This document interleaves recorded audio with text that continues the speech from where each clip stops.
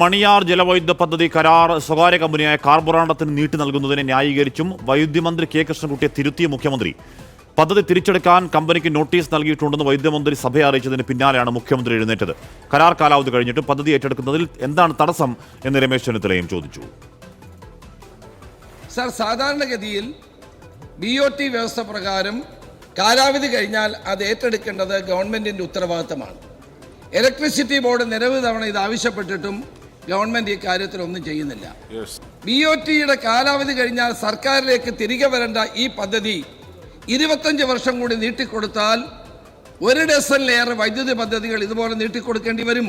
കേരളത്തിലെ വ്യവസായങ്ങൾക്ക് അവർക്കാവശ്യമായ വൈദ്യുതി, വളരെ കൂടുതൽ വൈദ്യുതി ആവശ്യമായി വരുന്ന വ്യവസായങ്ങൾക്ക് അവർക്കാവശ്യമായ വൈദ്യുതി ഉൽപ്പാദിപ്പിക്കാനുള്ള സൗകര്യം, അതിൻ്റെ ഭാഗമായിട്ടാണ് ക്യാപ്റ്റീവ് ജനറേഷൻ യൂണിറ്റുകൾ നേരത്തെ അനുവദിച്ചിരുന്നത്.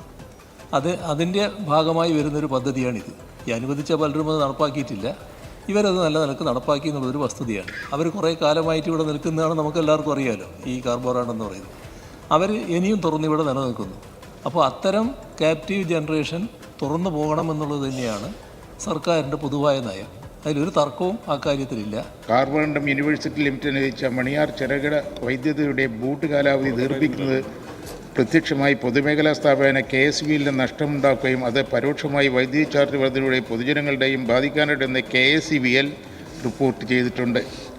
30 വർഷത്തെ കാലാവധി കഴിഞ്ഞതിനാൽ മേൽപ്പറഞ്ഞ പദ്ധതി ഏറ്റെടുക്കുന്നതിനായി KSBL കാർബോറണ്ടം കമ്പനിക്ക് നോട്ടീസ് നൽകിയിട്ടുണ്ട്. ശ്രീത്ത്, അത് രാഷ്ട്രീയ പ്രശ്നമാണ് എന്നതിലുപരി ഈ മണിയാർ പദ്ധതി ഏറ്റെടുക്കുന്നതിൽ വ്യവസായ വകുപ്പ് വൈദ്യുത മന്ത്രിമാർ തമ്മിലുള്ള ഭിന്നതയൊക്കെ നമുക്ക് അറിവുള്ളതാണ്. ആ ഭിന്നതയിൽ ഏത് പക്ഷത്താണ് താൻ നിൽക്കുന്നത് എന്നുകൂടി മുഖ്യമന്ത്രി പ്രഖ്യാപിക്കുകയാണ്. ശ്രീത്ത്, ഹാഷ്മി, തീർച്ചയായും മണിയാർ ജലവൈദ്യുത പദ്ധതിയുടെ കരാർ സ്വകാര്യ കമ്പനിക്ക് വീണ്ടും 25 കൊല്ലത്തെ കൂടി നീട്ടി നിൽക്കുന്നതിന് അനുകൂലമായ നിലപാടാണ് വ്യവസായ വകുപ്പ് സ്വീകരിച്ചിരിക്കുന്നത്. അതിന് പിന്തുണയ്ക്കുന്ന സമീപനമാണ് മുഖ്യമന്ത്രി നിയമസഭയിൽ ഇപ്പോൾ പറഞ്ഞിരിക്കുന്നത്. എന്നാൽ KSEB ആകട്ടെ മണിയാർ പദ്ധതിയിൽ നിന്ന് ഉൽപ്പാദിപ്പിക്കുന്ന വൈദ്യുതിക്ക് പണം ഈടാക്കണമെന്ന് ആവശ്യപ്പെട്ട് നോട്ടീസ് നൽകുകയാണ്. പദ്ധതി തിരിച്ച് KSEBയിലേക്ക് ഏറ്റെടുക്കാനുള്ള നോട്ടീസും നൽകിയിരിക്കുകയാണ്. ഈ സാഹചര്യത്തിലാണ് മുഖ്യമന്ത്രി സർക്കാരിൻ്റെ നിലപാട് വ്യക്തമാക്കിയിരിക്കുന്നത്. പദ്ധതിക്ക് കരാർ വീണ്ടും പുതുക്കി നൽകുന്നതാണ് നല്ലത്. വ്യവസായ അന്തരീക്ഷത്തിന് അതാണ് നല്ലത്.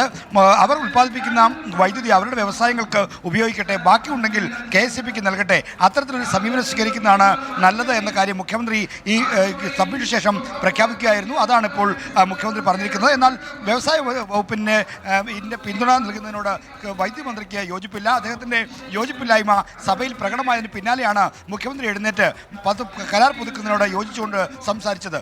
ഹാഷ്മി, ശ്രീത്താണ് വിവരങ്ങൾ നൽകിയത്. മണിയാർ ജലവൈദ്യുത പദ്ധതി BOT കഴിഞ്ഞതിനെ തുടർന്നത് KSEB ഏറ്റെടുക്കുന്നതിനെ കുറിച്ച് ആലോചിക്കുന്നുവെന്ന് നോട്ടീസ് നൽകിയ കാര്യം വൈദ്യുതി മന്ത്രി പറയുമ്പോൾ കരാർ നീട്ടി നൽകുന്നതിനെ അനുകൂലിക്കുകയാണ് മുഖ്യമന്ത്രി പിണറായി വിജയൻ.